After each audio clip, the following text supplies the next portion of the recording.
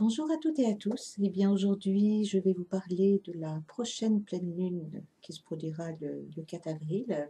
Comme vous venez juste de le voir un instant sur la photo, il s'agit d'un paysage qui a été pris la nuit à la montagne. Et comme vous pouvez le constater, on y voit comme en plein jour, tout simplement parce que cette photo a été prise une nuit de pleine lune. Alors, la pleine lune, en fait, elle éclaire tout simplement tout ce qui est dans l'ombre. Elle jette la lumière sur des choses obscures, sur ce que nous ne voulons pas voir ou bien sur ce que nous refusons de voir tout simplement. Donc cette nouvelle pleine lune qui va se produire le 4 avril, elle va donc tout simplement braquer son projecteur sur la relation à l'autre et sur la relation aux autres, puisque elle se placera sur le signe de la balance. Et là, il s'agit bien du rapport que nous avons avec autrui. Alors, c'est une pleine lune qui pourrait être source de pas mal de difficultés relationnelles chez de nombreuses personnes. Euh, en grande partie parce que nous avons tous une histoire à raconter. Nous avons tous eu des blessures qui remontent à l'enfance et ces blessures qui n'ont pas été guéries, qui n'ont pas été compris ou intégrées, eh ben c'est sur le terrain de la relation à l'autre que tout se joue par la suite. Alors, il faut comprendre un petit peu ce qui se passe dans le ciel pour voir de quelle manière va agir cette pleine lune. Donc, comme je vous le disais à l'instant, elle va braquer son projecteur sur la relation qu'on a à l'autre et aux autres. Alors, relation amoureuse, bien évidemment, mais ça concerne également tout type de relations, que ce soit nos relations professionnelles, familiales, tous les liens que nous pouvons avoir avec autrui. Alors, lorsque on observe la carte du ciel du 4 avril, on constate qu'une grande majorité de planètes se situent sur des signes de feu, en l'occurrence le bélier et le signe du lion. Alors, le signe de la balance, là où est la lune, nous parle d'autrui, de communication, de partage. Donc cette pleine lune va éclairer cet aspect de votre vie, concernant la manière dont vous partagez avec les autres.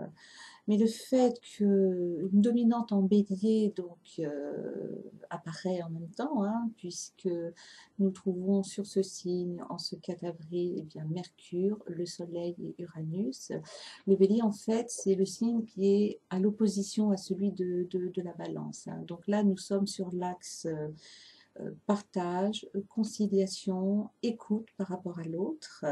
Et d'un autre côté, nous avons donc des comportements qui peuvent être très égoïstes, très égocentriques, puisqu'on est là franchement concentré, je dirais, sur le soi.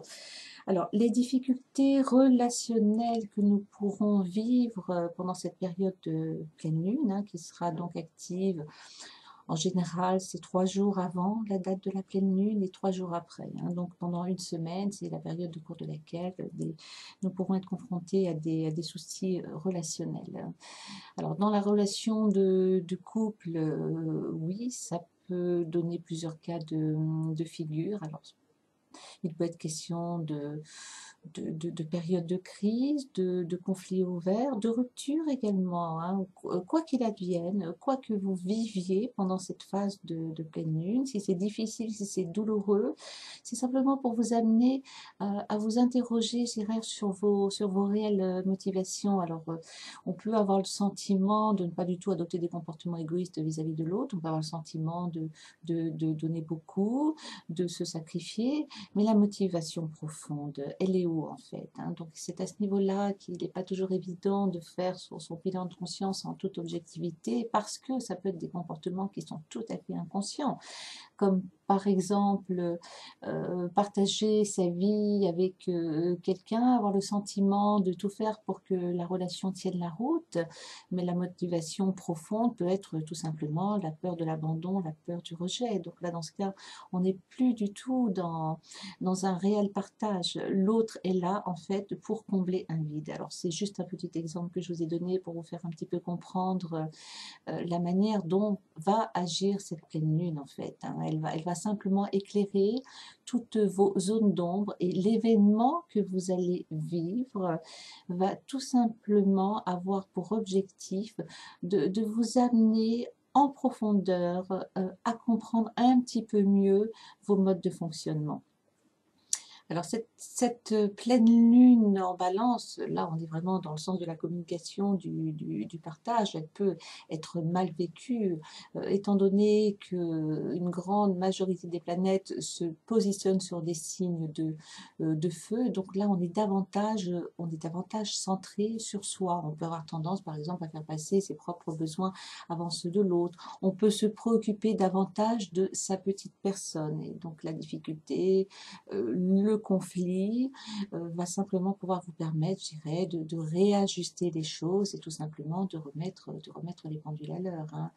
Donc je dirais qu'il n'y a pas lieu de vous alarmer, hein, si cette pleine lune est amenée à jouer un rôle important dans votre vie relationnelle, amoureuse et professionnelle, hein. Sur le plan professionnel, on peut également être confronté à des difficultés si par exemple le travail d'équipe n'est pas fondamentalement envisagé pour faire grandir le service, pour faire grandir l'entreprise, hein, mais un travail d'équipe, ça peut être aussi une manière de satisfaire ses propres ambitions, hein. Donc là, on n'est plus du tout dans le partage non plus, hein.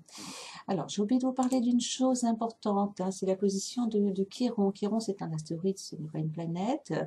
Et Chiron se place sur le signe des Poissons. Chiron, c'est le grand guérisseur. Alors, en fait, comment pouvoir guérir ses blessures, ses carences, ses blessures affectives, ses blessures émotionnelles, hein.